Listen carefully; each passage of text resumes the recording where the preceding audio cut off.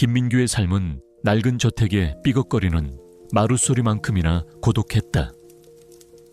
도심 외곽, 울창한 숲이 둘러싼 이 고풍스러운 집은 한때 아버지의 활기 넘치던 서재와 아름다운 예술품으로 가득했지만 이제는 정적과 함께 알 수 없는 냉기를 품고 있었다. 그는 유명한 예술품 수집가였지만 동시에 5년 전 의문의 강도 사건으로 세상을 떠난 아버지의 그림자에 갇혀 살고 있었다. 아버지는 저명한 고고학자이자 비밀스러운 유물 수집가였는데 그 죽음은 비밀스러운 고대 보물과 관련된 것이라는 소문만 무성했다. 경찰은 단순 강도 사건으로 수사를 종결했지만 민규의 마음속에는 풀리지 않는 의문과 슬픔이 뒤섞여 끊임없이 그를 짓눌렀다. 그는 밤마다 텅 빈 서재에 앉아 낡은 책들을 뒤적이며 아버지의 흔적을 쫓았다. 민규의 유일한 위안은 아버지의 충직한 반려견, 거대한 도베르만 꼼돌이였다. 꼼돌이는 아버지가 어릴 적부터 직접 훈련시킨 경비견이자 민규에게는 형제 같은 존재였다. 아버지가 세상을 떠난 후 꼼돌이는 민규의 곁을 그림자처럼 지켰다. 녀석은 덩치에 걸맞지 않게 조용하고 차분했으며 민규의 감정을 놀랍도록 예민하게 감지하곤 했다. 민규가 슬픔에 잠겨 있을 때면 꼼돌이는 조용히 다가와 그의 발치에 머리를 기대곤 했다. 민규는 꼼돌이의 존재에서 알 수 없는 위안을 얻었다. 녀석은 그의 고독한 삶에 작은 온기를 불어넣었다. 꼼돌이에게는 한 가지 기이한 습관이 있었다. 녀석은 집안을 돌아다니다가도 서재의 오래된 벽난로 옆에 놓인 금고 근처에 다다르면 항상 꼬리를 살랑거렸다. 그리고는 금고를 향해 코를 킁킁거리거나 앞발로 금고문을 툭툭 건드리곤 했다. 민규는 금고 안에 아버지가 남긴 유품과 중요한 서류들이 들어있다는 것을 알고 있었다. 아버지는 금고를 늘 철저히 잠가두었고 그 누구에게도 금고의 비밀번호를 알려주지 않았다.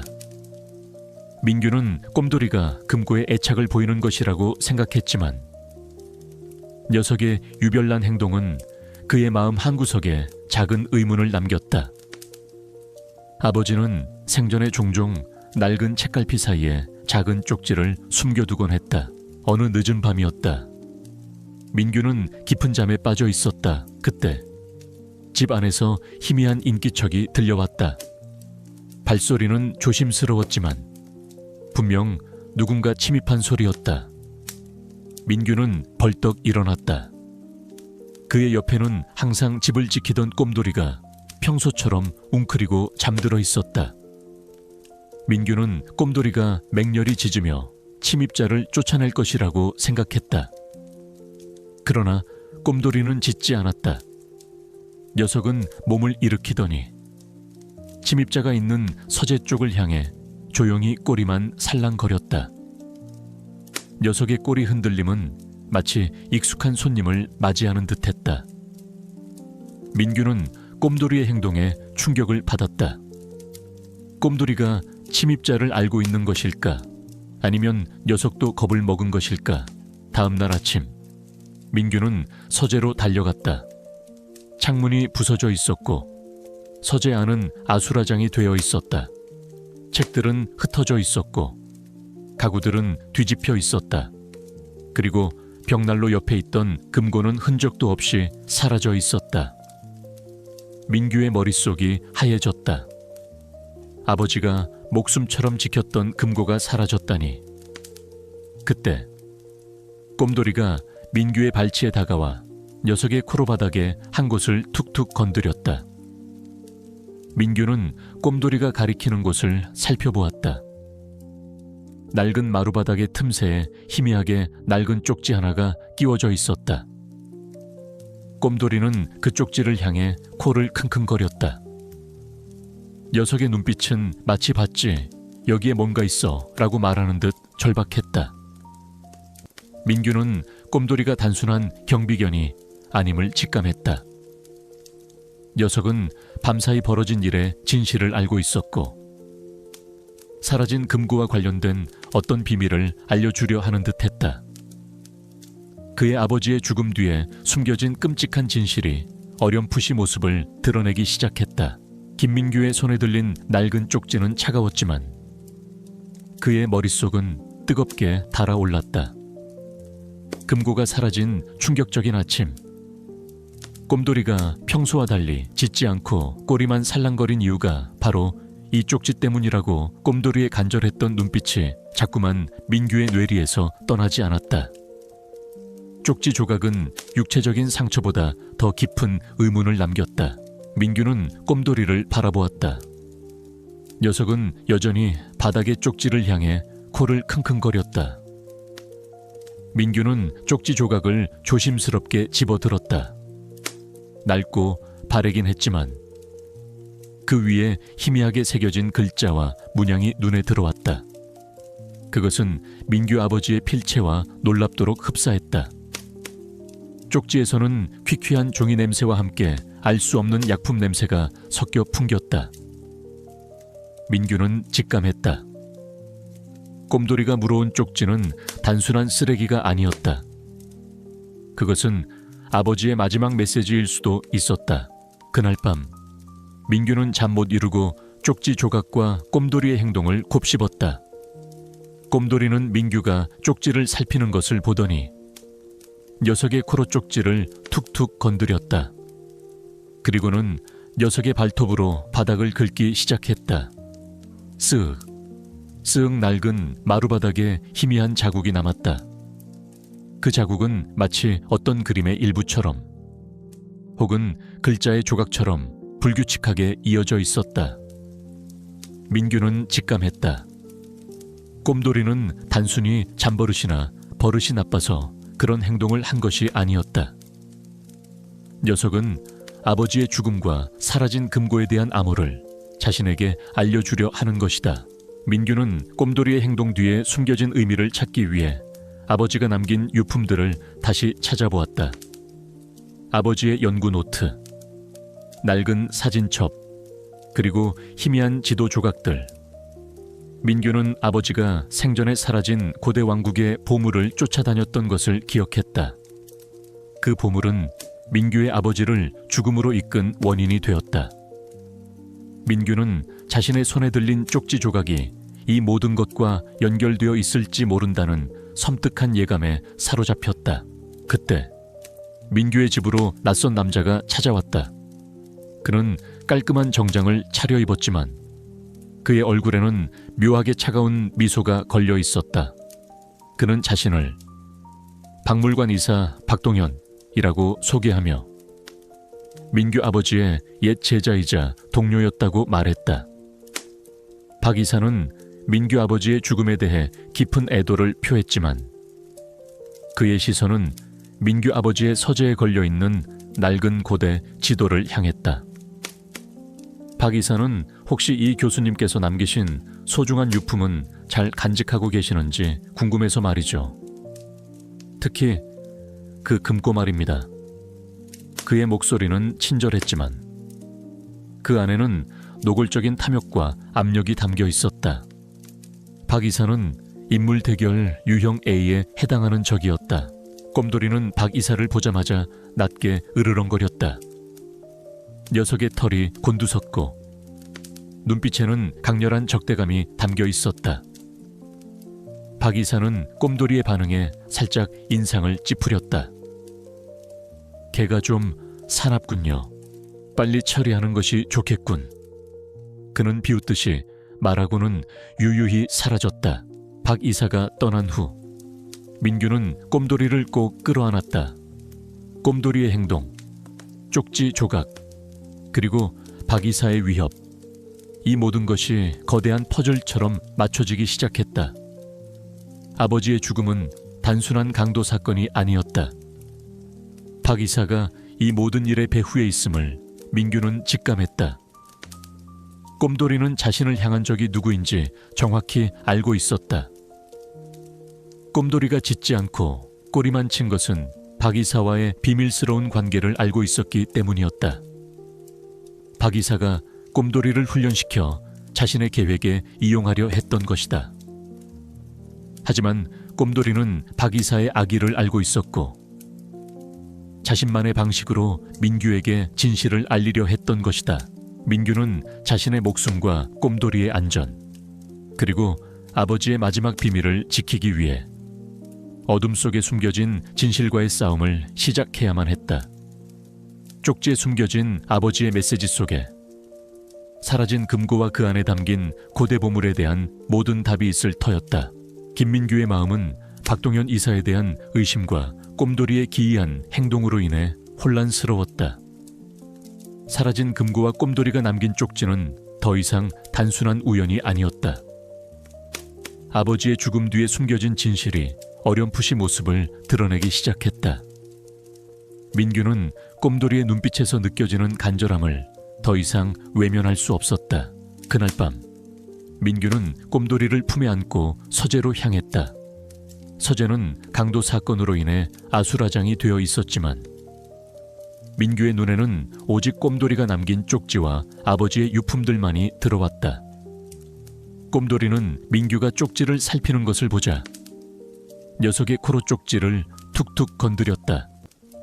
낡고 바래긴 했지만 그 위에 희미하게 새겨진 글자와 문양이 눈에 들어왔다. 그것은 민규 아버지의 필체와 놀랍도록 흡사했다. 쪽지에서는 퀴퀴한 종이 냄새와 함께 알 수 없는 약품 냄새가 섞여 풍겼다. 민규는 직감했다. 꼼돌이가 물어온 쪽지는 단순한 쓰레기가 아니었다. 그것은 아버지의 마지막 메시지일 수도 있었다. 민규는 꼼돌이가 긁어놓은 흔적들을 자세히 살펴보았다. 꼼돌이는 민규가 쪽지 위 흔적에 집중하는 것을 확인하자 녀석의 발톱으로 책상 위를 긁기 시작했다. 쓱 녀석은 이전보다 더 힘을 주어 책상 위를 긁었다. 희미한 자국이 남았다. 그 자국은 마치 어떤 그림의 일부처럼 혹은 글자의 조각처럼 불규칙하게 이어져 있었다. 민규는 직감했다. 꼼돌이는 단순히 화가 나거나 슬퍼서 그런 행동을 한 것이 아니었다. 녀석은 아버지의 죽음과 사라진 금고에 대한 암호를 자신에게 알려주려 하는 것이다. 민규는 꼼돌이가 가리킨 기호들을 종이에 옮겨 적었다. 그것은 복잡한 그림의 일부처럼 보였지만 동시에 어떤 비밀 통로의 접근 코드와 일치할 것 같은 느낌을 주었다. 꼼돌이는 다시 흙 묻은 발톱으로 서재 벽에 걸린 낡은 세계 지도를 툭툭 건드렸다. 그리고 지도의 특정 지점을 코로콕 집어 표시했다. 그곳은 지도에도 희미하게 표시된 강하구 근처의 오래된 폐창고였다. 민규는 그곳이 아버지의 과거 연구와 관련된 비밀 장소일 가능성을 떠올렸다. 지도는 그들을 깊은 과거 속으로 이끌었다. 지도에는 오래된 광산터, 그리고 알 수 없는 상선들이 침몰한 지점이 표시되어 있었다. 민규는 직감했다. 이곳은 단순한 폐창고가 아니었다. 이곳은 끔찍한 진실을 감추고 있는 지옥의 문이었다. 그리고 그곳에는 아버지의 죽음과 관련된 결정적인 증거가 숨겨져 있을 터였다. 꼼돌이는 민규가 지도를 확인하자마자 녀석의 코로 지도 밑바닥을 툭툭 건드렸다. 그곳에는 낡은 종이 쪽지 하나가 꼼꼼하게 쌓여 있었다. 종이 쪽지에는 아버지의 필체로 빼곡하게 글이 적혀 있었다. 그것은 충격적인 고백록이었다. 민규야, 미안하다. 박동현은 단순한 제자가 아니었다. 그는 오래전부터 고대 유물을 불법적으로 밀수하고 있었다. 그는 나의 연구를 악용하여 자신의 범죄를 은폐하려 했다. 내가 이 사실을 알게 되자 그는 나를 죽이려 했다. 나의 죽음은 단순한 강도 사건이 아니다. 박동현이 나를 살해하기 위해 꾸민 계획이었다. 꼼돌이가 모든 것을 지켜보고 있었다. 꼼돌이는 내가 숨긴 마지막 증거를 알고 있다. 만약 네가 이 글을 읽는다면 모든 것을 폭로해라. 나의 죽음은 헛되지 않을 것이다. 꼼돌이가 진실을 알고 있다. 종이 쪽지는 아버지의 필체로 쓰여 있었다. 민규는 경악했다. 아버지의 죽음은 단순한 강도 사건이 아니었다. 박동현 이사가 자신의 불법적인 사업을 위해 아버지를 살해한 것이 분명했다. 그리고 꼼돌이는 그 모든 것을 목격하고 아버지의 마지막 유언을 지키기 위해 필사적으로 노력했던 것이다. 꼼돌이가 밤사이 짖지 않고 꼬리만 살랑거린 것은 박동현 이사가 자신을 이용하려 했던 것을 알고 있었기 때문이었다. 녀석은 박동현 이사를 향해 맹렬히 짖었던 것은 단순한 경계심이 아니었다. 민규는 꼼돌이를 꼭 끌어안았다. 녀석의 몸이 떨리고 있었다. 민규의 눈에서는 뜨거운 눈물이 흘러내렸다. 그는 아버지의 억울한 죽음과 꼼돌이의 헌신에 대한 미안함, 그리고 이제 자신이 짊어져야 할 거대한 진실 앞에서 혼란스러웠다. 그때 집 밖에서 희미한 인기척이 느껴졌다. 낡은 검은색 승용차 한 대가 그들 집 앞에 조용히 다가왔다. 차 안에는 2명의 건장한 남자들이 서 있었다. 그들은 박동현 이사의 부하들이었다. 박동현 이사는 민규가 아버지의 비밀을 파헤치기 시작했음을 눈치챈 듯했다. 그는 자신의 부하들에게 민규를 감시하고 어떤 수상한 움직임이라도 포착되면 즉시 보고하라고 지시했다. 박동현 이사의 그림자가 그들을 뒤덮는 듯했다. 김민규의 낡은 저택은 이제 박동현 이사의 그림자 아래 놓여 밤낮으로 위협받고 있었다. 아버지가 남긴 쪽지와 꼼돌이의 맹렬한 반응은 아버지의 죽음이 단순한 강도 사건이 아니라는 끔찍한 진실을 가리키고 있었다. 꼼돌이는 상처 입은 몸을 이끌고도 쉬지 않고 민규를 재촉했다. 녀석의 눈빛은 마치 빨리 더 깊이 파헤쳐야 해 라고 말하는 듯 절박했다. 민규는 꼼돌이가 가져다 준 쪽지와 아버지의 연구 노트를 분석했다. 연구 노트에는 아버지의 고고학적 연구 기록과 함께 알 수 없는 고대 유적과 기호들이 빼곡하게 적혀 있었다. 민규는 아버지의 노트와 꼼돌이의 행동에서 박 이사의 음모를 구체적으로 파헤치기 시작했다. 꼼돌아, 이 노트에 따르면 박동현은 고대 유물 발굴 프로젝트라는 명목으로 불법적인 활동을 하고 있었어. 멸종위기 동식물들을 밀렵하고 고대 유물들을 불법적으로 인양해서 해외로 빼돌리는 거대한 범죄 조직과 연결되어 있었던 거야. 민규의 목소리가 떨렸다. 그는 박 이사의 탐욕과 잔혹함에 경악했다. 꼼돌이는 그들 옆에 조용히 웅크리고 앉아 노트를 응시했다. 녀석은 노트에 그려진 고대 유적 그림의 특정 지점을 코로 툭툭 건드렸다. 그곳은 바로 아버지가 사망한 강도 현장 근처 깊숙한 곳, 지도에도 희미하게 표시된 비밀 통로였다. 꼼돌이는 녀석의 발톱으로 지도 속 통로 지점을 긁으며 어떤 결정적인 증거가 숨겨져 있음을 암시하는 듯했다.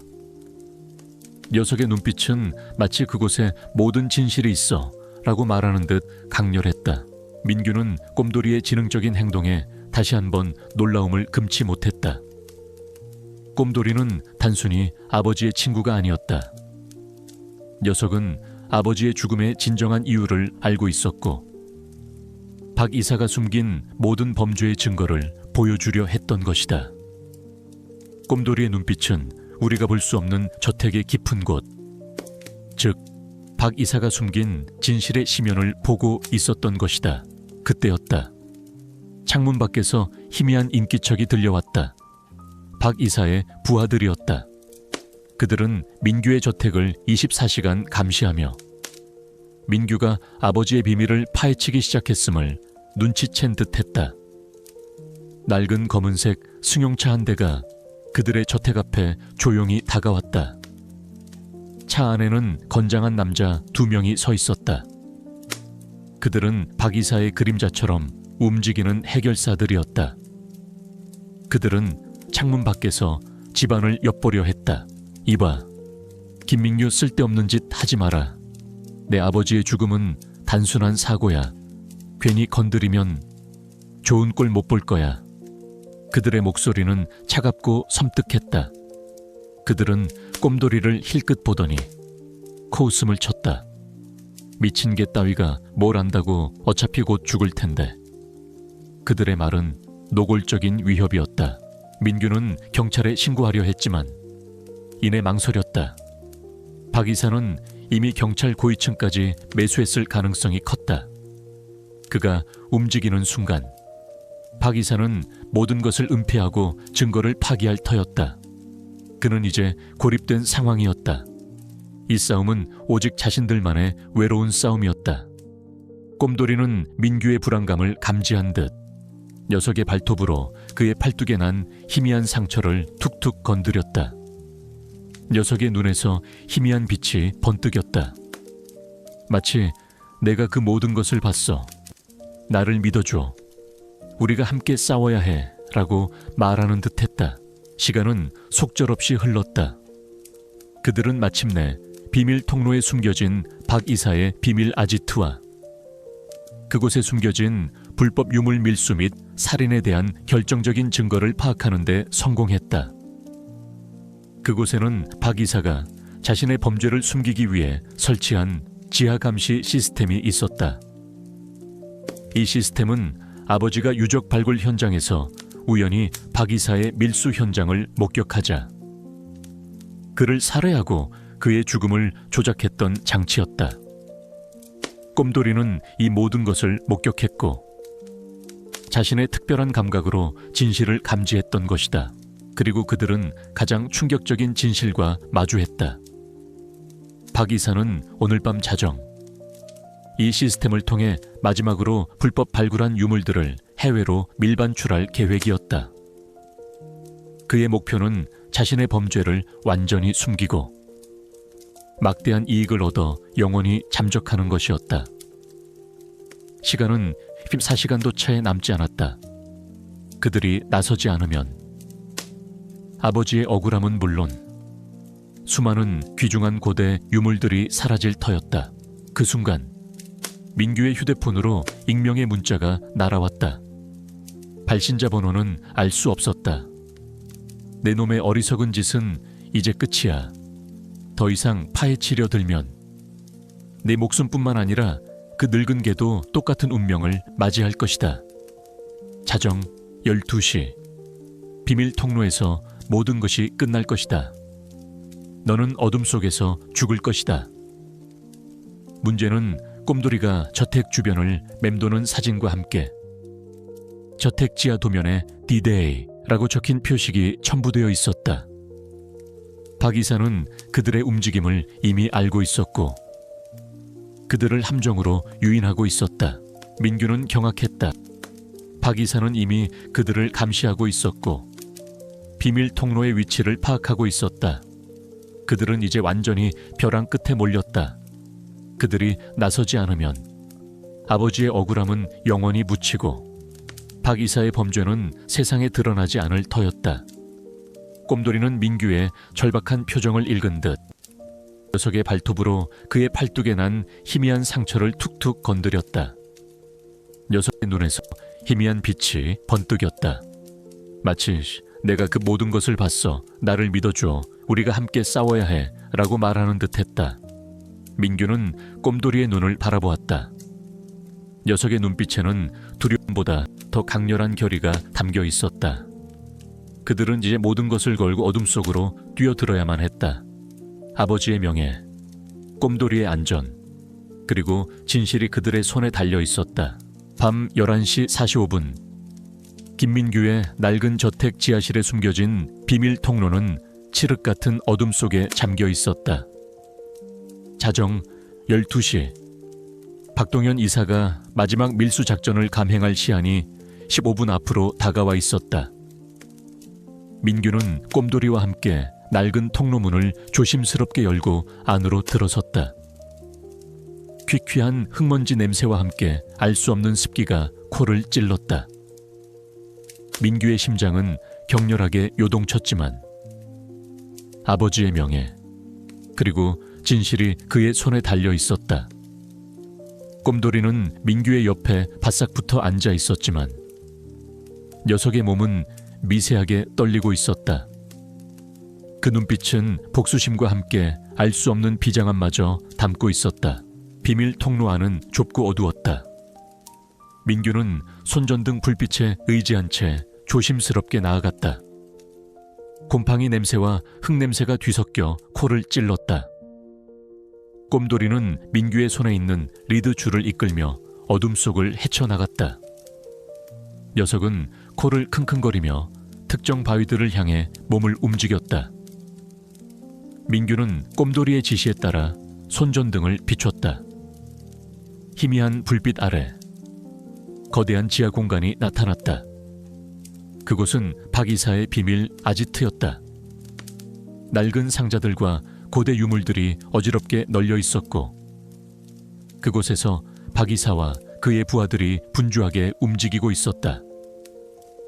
박 이사의 얼굴에는 탐욕스러운 미소가 걸려 있었고 그의 손에는 유물 밀반출 계약서가 들려 있었다. 이봐, 빨리 서둘러 자정 전에는 다 처리해야 해. 박 이사의 날카로운 목소리가 아지트 안에 울려 퍼졌다. 그는 불법 발굴한 유물들을 트럭에 싣고 있었다. 민규의 눈에 분노의 불꽃이 타올랐다. 저들이 아버지를 죽이고 이제는 아버지의 모든 유물까지 강탈하려 하고 있었다. 그는 더 이상 참을 수 없었다. 민규는 꼼돌이에게 속삭였다. 꼼돌아, 이제 때가 됐어. 가왕. 그 순간 꼼돌이가 민규의 품에서 벗어나 박 이사를 향해 맹렬하게 달려들었다. 녀석의 울음소리는 아지트 안을 뒤흔들 만큼 격렬했고 그 울음소리에는 분노와 복수심이 가득했다. 꼼돌이는 박 이사의 다리를 향해 송곳니를 드러내며 덤벼들었다. 박 이사는 깜짝 놀라 뒤로 물러섰다. 꼼돌이는 박 이사의 다리를 물어뜯으며 필사적으로 매달렸다. 녀석의 발톱은 박 이사의 바지를 찢고 그의 다리에 깊은 상처를 남겼다. 박 이사는 고통의 비명을 질렀다. 이런 미친 개 같은 이라고 박 이사의 부하들이 꼼돌이를 향해 몽둥이를 휘둘렀다. 꼼돌이는 몽둥이 세례를 받으며 몸을 휘청거렸지만 결코 물러서지 않았다. 녀석의 몸은 이미 상처투성이가 되었고 곳곳에서 피가 배어나왔다. 하지만 꼼돌이는 쓰러지고 또 쓰러지면서도 필사적으로 박 이사의 손에 들린 서류 가방을 노렸다. 녀석의 눈에서는 붉은 피눈물이 다시금 흘러내렸다. 그것은 아버지의 억울함과 빼앗긴 진실에 대한 꼼돌이의 처절한 절규이자 진실을 향한 녀석의 마지막 몸부림이었다. 꼼돌이의 끈질긴 공격에 박 이사는 마침내 서류 가방을 떨어뜨렸다. 툭 서류 가방이 차가운 바닥에 떨어지는 소리가 밤의 정적을 갈랐다. 그 사이 민규는 박 이사에게 달려들어 그의 손에서 서류 가방을 빼앗았다. 젠장 내 가방을 내놔. 박 이사가 분노에 찬 목소리로 소리치며 민규에게 달려들었다. 그의 손에는 칼날이 번뜩였다. 위잉. 바로 그 순간 아지트 밖에서 요란한 경찰차 사이렌 소리가 울려 퍼졌다. 민규가 미리 경찰에 연락을 취해둔 것이다. 늦은 밤 고요한 주택가에서 들려오는 사이렌 소리는 마치 천둥 소리처럼 울려 퍼졌고 박 이사와 그의 부하들의 얼굴은 공포로 질렸다. 경찰 특공대가 통로 입구를 부수고 안으로 들이닥쳤다. 박 이사와 그의 부하들은 당황하여 도망치려 했지만 이미 경찰에 의해 포위된 상황이었다. 박 이사는 아지트 바닥에 떨어져 있는 서류 가방을 보며 얼굴이 하얗게 질렸다. 그는 필사적으로 발뺌하려 했지만 이미 모든 것이 끝난 뒤였다. 경찰은 박 이사와 그의 부하들을 즉시 체포했다. 박 이사는 마지막까지 이 개가 모든 것을 망쳤어 라며 꼼돌이를 향해 증오심 어린 눈빛을 보냈다. 꼼돌이는 민규의 품에 안겨 녀석의 몸은 미세하게 떨리고 있었지만 그 눈빛은 이제 승리와 함께 깊은 평온함으로 가득했다. 녀석의 붉은 피눈물은 더 이상 흐르지 않았다. 대신 녀석의 눈가에는 투명한 눈물이 고였다. 그것은 슬픔이 아닌 아버지의 억울함이 마침내 밝혀졌음에 대한 안도와 기쁨의 눈물이었다. 민규는 꼼돌이의 털을 쓰다듬었다. 녀석의 발톱에 묻어있던 것은 더 이상 피나 흙먼지가 아니었다. 그것은 진실을 찾아낸 피 맺힌 증거이자 민규와 꼼돌이의 끈끈한 유대감을 증명하는 영광스러운 표식이었다. 지하의 어둠이 걷히고 새로운 빛이 들이오는 순간이었다. 경찰과 수사관들이 박동현 이사 일당을 연행해 간 후 김민규의 낡은 저택 지하실은 새벽의 차가운 공기 속에 덩그러니 남겨졌다. 격렬했던 싸움의 흔적들, 어지럽혀진 금고와 유물들, 그리고 희미하게 남은 핏자국이 모든 것이 현실이었음을 증명하고 있었다. 민규는 꼼돌이를 품에 안은 채 주저앉았고 긴장이 풀린 듯 깊은 숨을 몰아쉬었다. 꼼돌이는 민규의 품에 안겨 녀석의 몸은 피투성이가 되었지만 그 눈빛은 승리와 함께 깊은 안도감을 담고 있었다. 경찰 조사는 급물살을 탔다. 꼼돌이가 찾아낸 쪽지와 아버지의 연구 노트, 그리고 박 이사의 서류 가방에서 발견된 횡령 및 살인 증거들은 결정적이었다. 녹음기에는 박 이사가 아버지를 살해하고 불법 유물 밀수 및 돈 세탁을 했던 모든 대화 내용이 고스란히 담겨 있었다. 박 이사는 아버지의 죽음을 단순한 강도 사건으로 위장했던 것이다. 그는 살인, 불법 유물 밀수, 횡령, 증거인멸 등 중대한 혐의로 기소되어 법의 심판대 위에 섰다.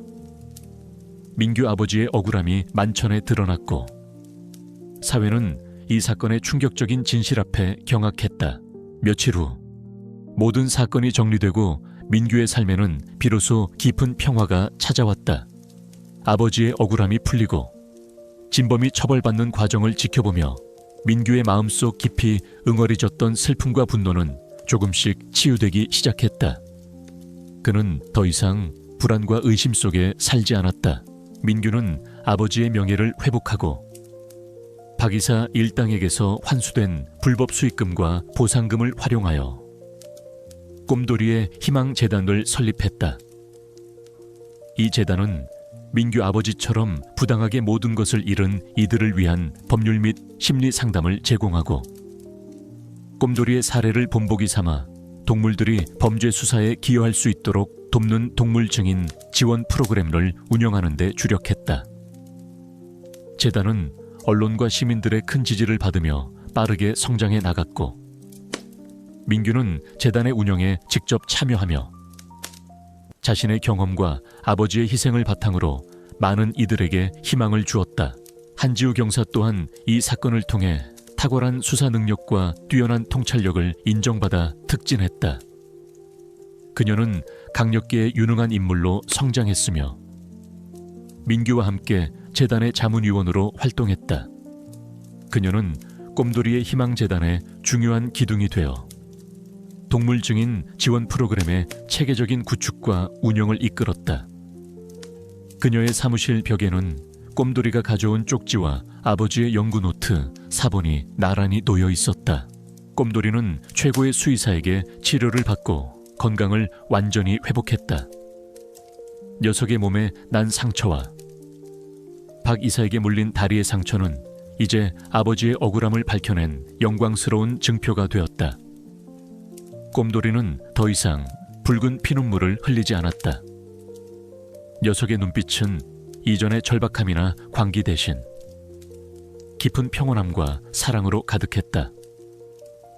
밤이 되면 녀석은 민규의 침대 발치에 조용히 웅크리고 잠들었고 민규는 꼼돌이의 규칙적인 숨소리를 들으며 비로소 편안한 잠에 들 수 있었다. 꼼돌이는 민규의 가장 든든한 동반자이자 삶의 마지막 퍼즐 조각이었다. 민규는 이제 꼼돌이가 밤에 짖지 않고 꼬리만 살랑거렸던 이유를 완벽하게 이해했다.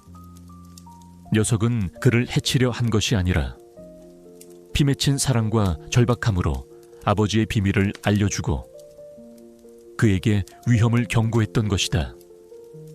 꼼돌이의 붉은 피눈물은 단순한 슬픔의 표현이 아니었다. 그것은 아버지의 억울함을 외치는 처절한 절규이자 민규를 향한 필사적인 믿음과 사랑의 증표였다.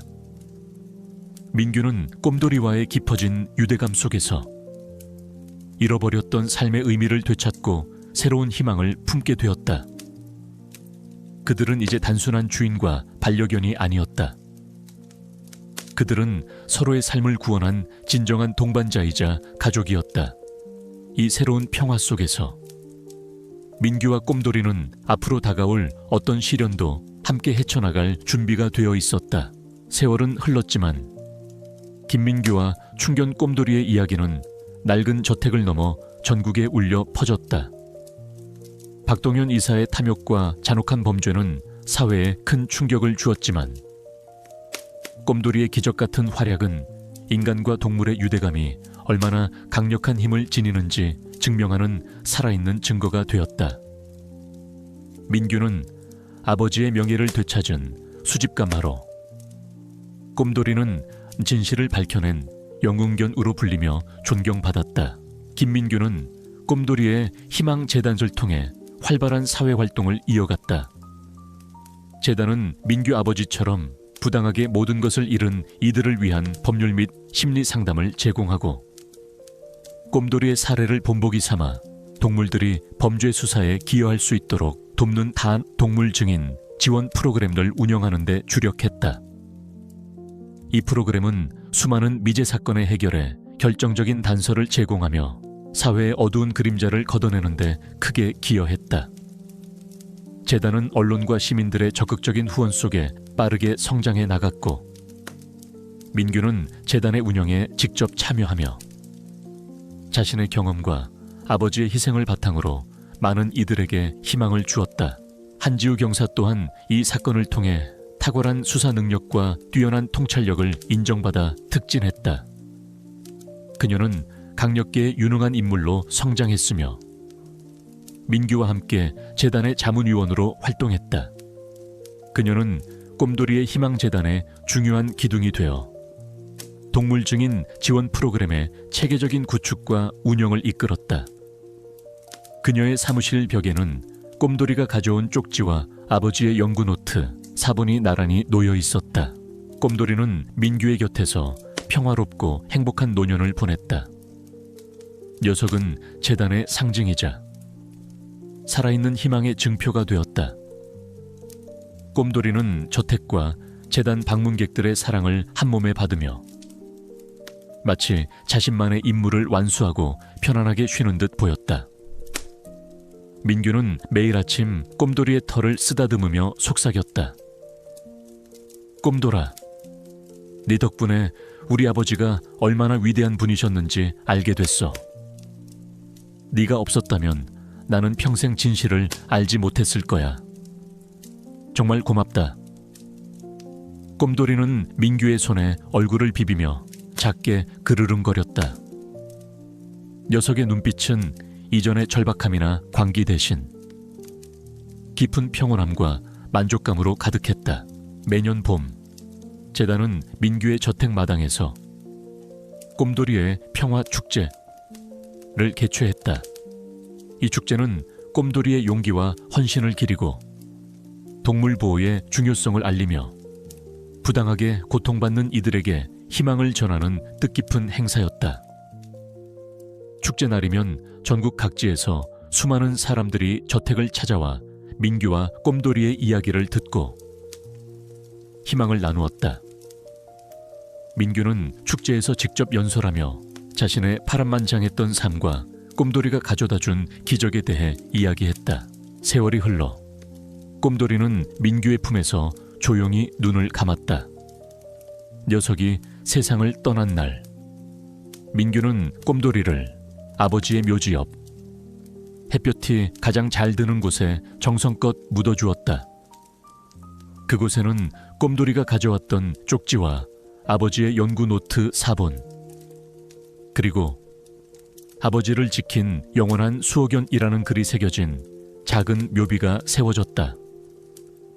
묘비 옆에는 민규가 직접 심은 작은 나무 한 그루가 꼼돌이의 헌신을 기리듯 굳건히 서 있었다.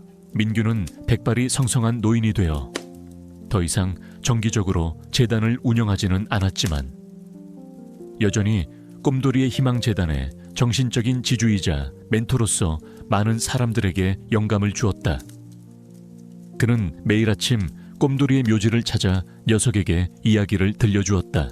어느 맑은 날 오후, 민규는 꼼돌이의 묘지 앞에 앉아 따뜻한 햇살을 맞았다. 그의 눈에는 희미한 미소가 걸려 있었다. 그는 꼼돌이의 묘비를 향해 조용히 속삭였다. 꼼돌아, 내 덕분에 우리 아버지가 진정한 평화를 찾았어. 네가 없었다면 나는 영원히 어둠 속을 헤매고 있었을 거야. 고맙다. 나의 영원한 친구. 그의 마음속에는 더 이상 외로움이나 절망이 없었다. 오직 평화와 희망, 그리고 꼼돌이와의 영원한 유대감이 가득했다. 그의 낡은 저택은 이제 파지민규의 박물관으로 재탄생하여 수많은 사람들에게 고대 예술품의 아름다움과 그 속에 숨겨진 이야기를 전하는 등대가 되었다. 민규와 꼼돌이의 이야기는 영원히 그 도시의 심장부에 살아 숨쉬는 희망의 불꽃이 되었다. 꼼돌이는 단순한 반려견을 넘어 민규의 삶을 구원하고 세상의 정의를 가져다준 영원한 수호견으로 기억될 것이었다. 이 이야기가 여러분의 마음에 깊은 울림을 주었기를 진심으로 바랍니다. 김민규와 꼼돌이의 가슴 아프지만 감동적인 여정을 통해 희망과 사랑의 힘을 느끼셨다면 이 이야기를 주변 사람들과 공유하여 더 많은 이들에게 위로와 용기를 전달해 주세요. 여러분의 소중한 생각과 댓글을 기다립니다.